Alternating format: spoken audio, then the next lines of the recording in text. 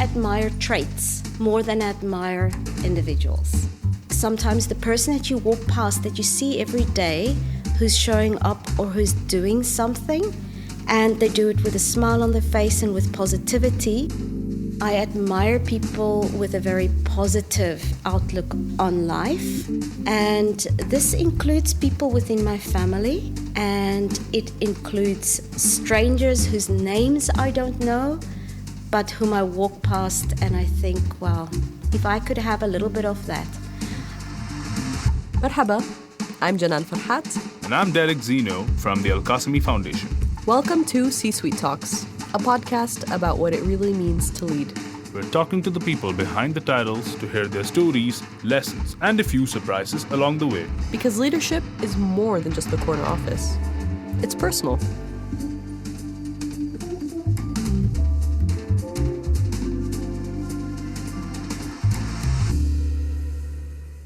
Our guest for today is Sandra Louw, the Chief Executive Officer of RAK International Corporate Center, RAK ICC. Sandra, welcome to the show. It's great to have you with us. Thank you very much for having me. I'm very excited. I'm really looking forward to us having a discussion. I'm so glad to hear. Sandra, you've built an impressive career in the financial services sector with over 3 decades of experience spanning 4 continents. Before taking the helm at RAK ICC, you held senior roles in South Africa, New Zealand, Singapore, and Switzerland, guiding international families and business owners through the complex world of estate planning, trusts, foundations, and corporate structures, mashallah. Today, as CEO of RAK ICC, you're leading a team that supports thousands of clients from around the globe, helping them navigate cross-border wealth and asset protection solutions right from Ras Al Khaimah. With your background in law, management, accounting, and global trust planning, you bring a very rare combination of strategic insight and human understanding to this very high-stakes space. So I have a bit of a teaser question for you. Not many people grow up thinking they'll spend their career working with trusts, foundations, and estate structures.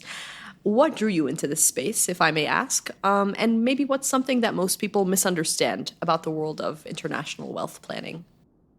Most people who end up in the space, they fall into it by accident, as did I.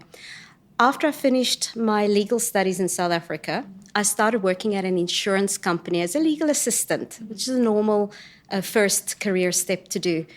And my boss had a business on the side. And his business on the side was doing international trusts for clients, independent clients. And as a result of that, I got some exposure. He would sometimes ask me to perform tasks, and I was a little bit interested in it. And when he resigned, within a year of me starting this job at the insurance company, he resigned and he offered for me to leave the job with him and to set up a trust department in a chartered accounting firm.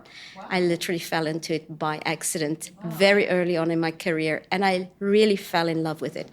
The other part of your question about the part that people maybe don't realize or don't see is it's high stakes. You're right.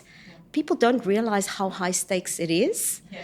And the bit that I really like about it, or that I think attracted to me to it from the beginning, is, for me, it's the most human part of law. I love that. I don't think I could have imagined a more intriguing answer. And I'm so curious to hear more about just how you live your life and how you approach your work, which is absolutely incredible.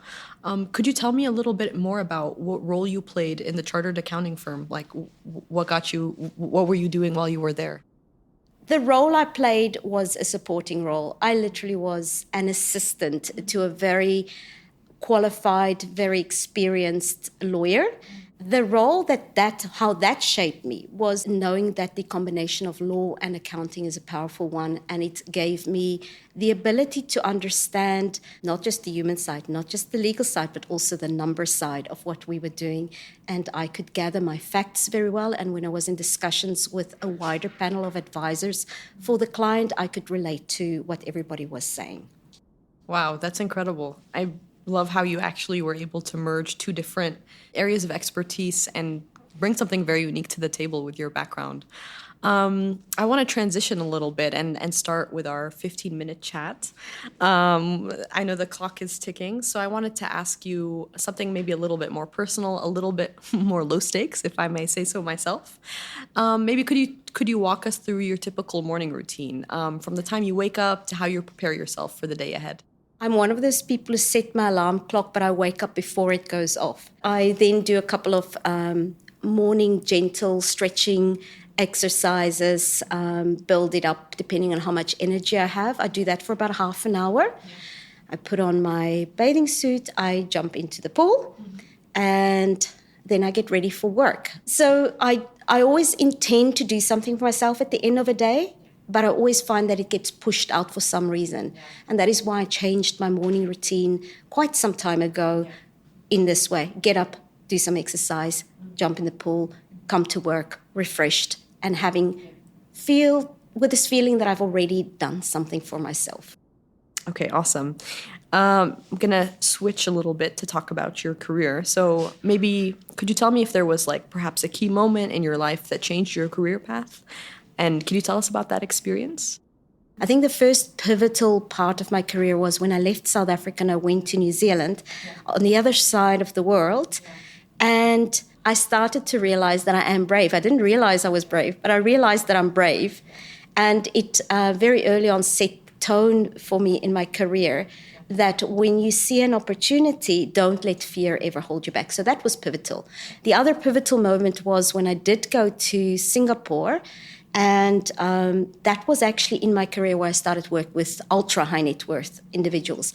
In South Africa and in New Zealand, I tended to work with entrepreneurs, more with domestic planning, with some international planning thrown in there. Singapore was all about ultra high net worth, international planning. And again, this little thread of people are people. The technicalities become more high stakes, but the solid foundation or the basis upon which you're working and planning is the same no matter where you go. Wow, that's incredible. And I mean, you've done so much and you've been to so many places and you've achieved so much in your career. If I may ask, what would you say, if you could pinpoint, the most underrated skill that helped you get where you are today? Adaptability. It's one word. Sorry, maybe not quite what you expected. No, it's perfect. It's perfect. Yes. Adaptability. I love that. I think it conveys the flexibility that you need to be able to help people achieve what they want. And of course, you're working with a lot of clients, so you have to be adaptable. I can add one other. I don't know if this is a skill. It's a belief in yourself. Know who you are, believe in yourself, and be ready to adapt and pivot according to what's going on around you. Yeah, you do have to know that. If you're going to so many new places and you're meeting a lot of new people, you have to have that faith in yourself. Okay. Well, thank you so much, Sandra, for sharing so much and so authentically. I mean, this is incredible. Now that we've gotten to know you a little bit, I want to switch over and perhaps ask if you wouldn't mind spinning our wheel of questions. My colleague Derek will. Oh, it's a physical wheel. It's an actual Wow. wheel, yes. Okay. Just tap that. I and just then- yes. tap there. Good.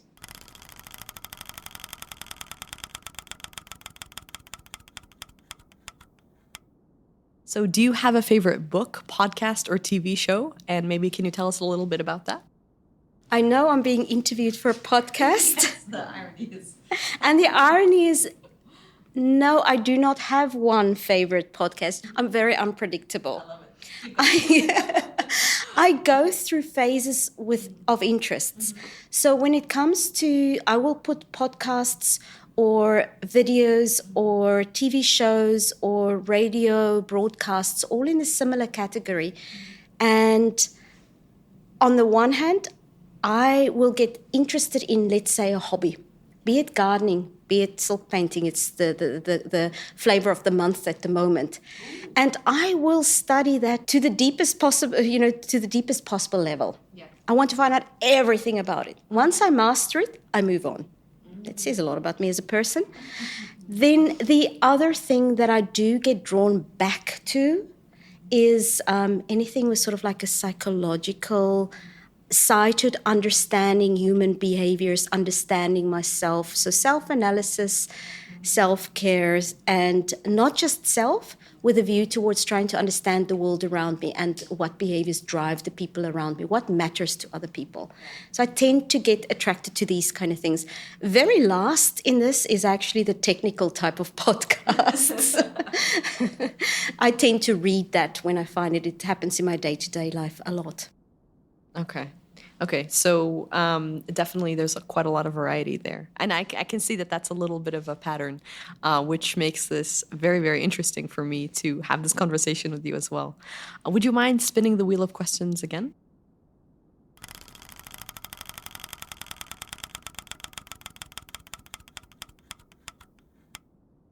If you were interviewing someone for a job at your company, what would be your top green and red flags?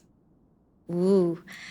I like to see that somebody understands themselves and that they consciously think about their strengths, their weaknesses, because a weakness can be a strength if you know what it is and if you know where it fits into the environment around you. So if somebody does not have a good self-awareness, it's a massive red flag for me, because if you don't have self-awareness, you will struggle to adapt. You're absolutely right. And you will also maybe be less interested in understanding the people around you.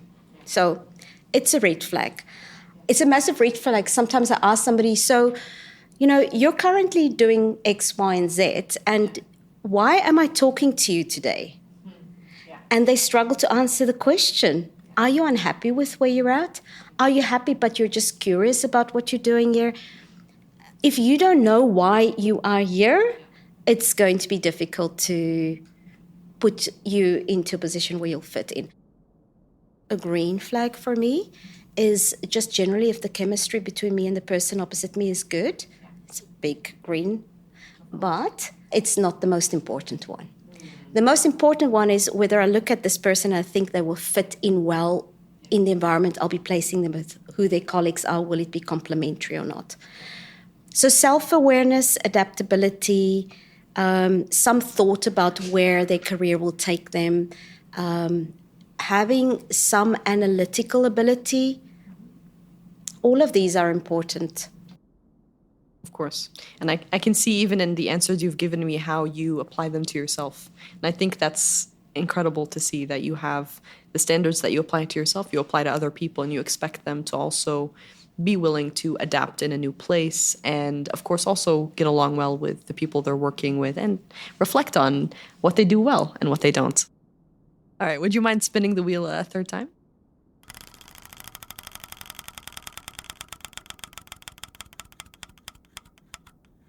Oh, who outside the business world do you admire most? Do you know what the interesting thing is? I admire traits more than I admire individuals. I admire sometimes the person that you walk past, that you see every day, who's showing up or who's doing something, and they do it with a smile on their face and with positivity, despite the fact that you look at them and you know they don't have it easy in life. I like people who make the best of what they've got. I admire that. I admire people who overcome adversity. I admire people with a very positive outlook on life. And this includes people within my family. And it includes strangers whose names I don't know, but whom I walk past and I think, wow, if I could have a little bit of that. I also admire it when I see somebody who's standing in a room, in a shop, in a street, and you can see a ripple effect going out around them because what they're doing is impacting the people around them in a way that they don't even realize is doing it. I walk through life and I kind of look for energy. I think this has come out. I didn't realize this myself until you asked this question. But I do really admire people where I see that they have an impact on people around them that is a positive and a constructive impact. And I admire people, as I say, who try to make the most of what they've got and, make the best of every moment. Thank you for sharing that. I think one more question from the Wheel of Questions. One last one.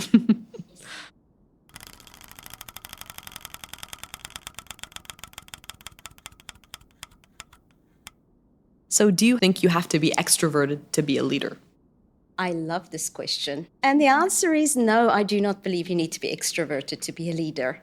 Leadership is about a quality to motivate people around you, to recognize the strengths of the people around you, to put a team together, and also be technically strong and make hard decisions. One of the things that I often hear is that people think I am extroverted. I'm not. I do put a mask on sometimes in public to appear extroverted, but it's about bringing a message across with confidence and with belief in yourself. So introversion, extroversion is definitely not a factor. It's about knowing yourself. We come back, it's a common theme, isn't it? It's about knowing yourself, understanding the people around you, and being able to influence. I do, for example, do a lot of leadership by example. Yeah. I don't expect anything from anybody around me that I wouldn't be willing to put in myself. And it's got nothing to do with extroversion or introversion. Amazing, amazing. And then I would say you definitely have to be someone, just if I could sum up, someone who believes in themselves and someone who can convey and communicate with confidence to their team or the people that they're leading. I love that. I love that. Sandra, you've been an absolute delight to interview and to actually, I mean, I say interview now, but honestly, this has been such a pleasant conversation. And before we wrap up, I kind of want to bring this conversation back to where we are here in Ras Al Khaimah, in the RAK ICC office. Having worked across 4 continents, what lessons from those experiences are you now applying in Ras Al Khaimah? And what excites you the most about what's yet to come? One of the things that I've learned from moving around the world and in being in different cities and countries is that wherever you go, try to think about what is good where I am right now. Not to think back at the past and what used to be. As far as Ras Al Khaimah is concerned, since I arrived here, what I really, really love and appreciate about this emirate is this feeling of opportunity. The opportunity is not just possible, it is tangible and real. You can realize the opportunity. There are very few places in the world where you can go to at the moment and not just be a part of doing something exciting, shaping, but literally be a part of the growth, be part of a success story, be part of a situation where you know you're building a success story. RAK ICC is an example of that. It is a business that is looking after the wealth needs or providing the solutions for the wealth needs of clients. I'm sitting on the opposite side of the table of where I've been in my career. I'm now the jurisdiction that's providing the tools to enable people to do what they need to do. And then from a business environment is the support of everybody from the ruler through to the other CEOs and the other professionals. How we interact. Our different government organizations, we're actually not working in silos. We do interact, we do exchange and share, and all lift each other up. So it's this combination of the livability of Ras Al Khaimah with the culture of the people around us and the support right from the top that really, really appeals to me. Absolutely, absolutely. Well, that's where we'll leave it for today, Sandra. I mean, from a humble upbringing in South Africa to leading a key institution in the UAE, your path just shows us, I think, what it takes to really be a leader and to lead with consistency, clarity, but also my biggest takeaway, honestly, is how much courage you have with where you've gone in your career and in your life. And I just wanted to say thank you so much for taking the time to, join our podcast and share with us your experiences in your life. And I think our listeners will also deeply appreciate your insights into, your life here in Ras Al Khaimah and before that, and of course, inshallah, beyond that as well. Thank you so much once again, Sandra, for your time. I